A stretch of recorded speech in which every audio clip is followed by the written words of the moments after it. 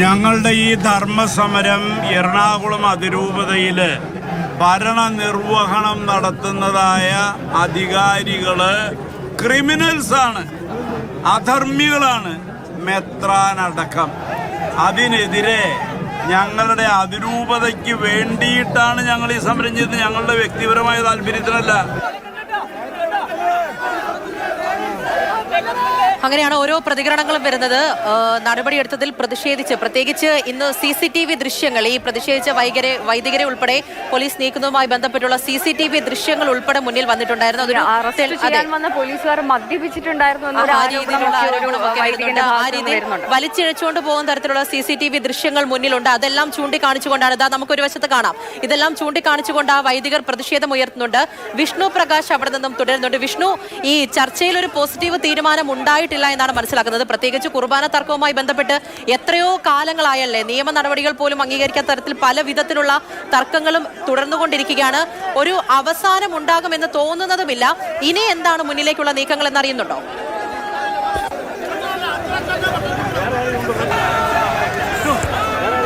വർഷങ്ങളായുള്ള ഇവരുടെ ആവശ്യമാണ് ഇത്തരത്തിൽ ഒരു കുർബാന തർക്കത്തിൽ. ഇന്നിപ്പോൾ ഈ സംഭവ വികാസങ്ങൾ ഉണ്ടായപ്പോൾ നമ്മൾ ഈ പ്രതിഷേധക്കാരുമായി സംസാരിക്കുമ്പോൾ അവർ പറയുന്നത് കുർബാന തർക്കമല്ല ഇവിടുത്തെ യഥാർത്ഥ പ്രശ്നം, മറിച്ച് ഈ സഭയുടെ, അതായത് കൂരിയ അംഗങ്ങൾ ആയിട്ടുള്ള അഴിമതി ആരോപണവും അതുപോലെ തന്നെ ക്രിമിനൽ കേസുകളിലും ഉൾപ്പെട്ട കൂരിയ ഉണ്ട്, ആ അംഗത്തിനെ പുറത്താക്കണം.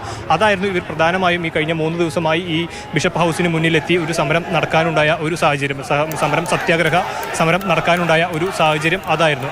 അതിന് പിന്നാലെയായിരുന്നു ഇന്ന് രാവിലെ ഈ പോലീസ് എത്തി ഇവരെ വലിച്ചിരിക്കുന്ന തരത്തിലോട്ട് കാര്യങ്ങൾ മാറിയതും. പിന്നീട് ഇവരുടെ ആവശ്യമെന്ന് പറയുന്നത് ഇവർക്ക് ഈ സമരം ചെയ്ത 21 പ്രതിഷേധക്കാർക്കും ഈ സഭാ ആസ്ഥാനത്ത്, അതായത് ബിഷപ്പ് ഹൗസിൽ ഇരുന്ന് മുൻപ് നടത്തിയ പോലെ തന്നെയുള്ള സത്യാഗ്രഹം നടത്താനായിട്ടുള്ള അനുമതി നൽകണം. അല്ലാത്ത പക്ഷം ഇവർ അറസ്റ്റ് വരിക്കും എന്നുള്ളതാണ് ഇവർ അറിയിച്ചിരുന്നത്. അതേ നിലപാട് തന്നെയായിരുന്നു ഇന്നിപ്പോൾ ADM വന്നപ്പോഴും അവർ തുടർന്നും പോകുന്നത്. എന്നാൽ ADMന് ഇത് അംഗീകരിക്കാൻ സാധിച്ചില്ല. അവർ മറ്റുള്ളവരുമായുള്ള കൂടിയാലോചനകൾക്ക് ശേഷം ഇവരെ അറിയിച്ചത് ഈ 21 അംഗങ്ങളെയും 21 വൈദികരെയും ഇത്തരത്തിൽ സഭാ ആസ്ഥാനത്ത് ഇരുന്ന് സമരം ചെയ്യാൻ, അല്ലെങ്കിൽ സത്യാഗ്രഹം ചെയ്യാനായിട്ട് അനുവദിക്കില്ല എന്നുള്ളൊരു നിലപാടെടുത്തു. അതിന് പിന്നാലെയാണ് ഇത്തരത്തിൽ ഇവർക്ക് ഇത് സമരം തുടരേണ്ട കാര്യം, അല്ലെങ്കിൽ അറസ്റ്റ് വരിക്കാൻ തയ്യാറാണ് എന്നുള്ള നിലയിലോട്ട് കാര്യങ്ങൾ മാറുന്നതും.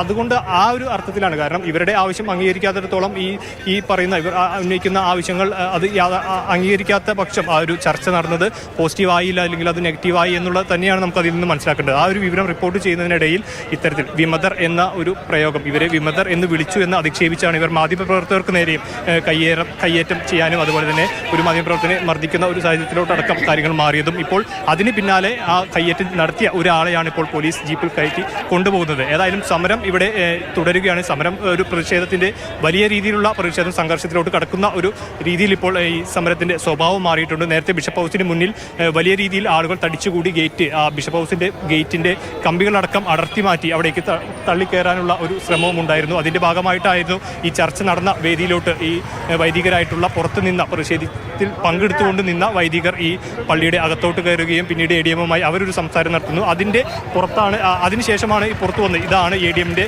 നേതൃത്വത്തിൽ നടന്ന ചർച്ചയിൽ ഉണ്ടായ സംഭവമെന്ന് ഈ സമരത്തിൻ്റെ പ്രതിഷേധത്തിൻ്റെ ഭാഗമായിട്ടുള്ള ആളുകൾ വന്ന് പുറത്ത് നമ്മളോട് പറഞ്ഞതും അതിൻ്റെ ഭാഗമാണ്. ഇത് ഈ ADMുമായിട്ടുള്ള ചർച്ച നടന്നതിന് ശേഷമാണ് വന്ന് നമ്മളോട് ഈ കാര്യങ്ങൾ പറയുന്നത്.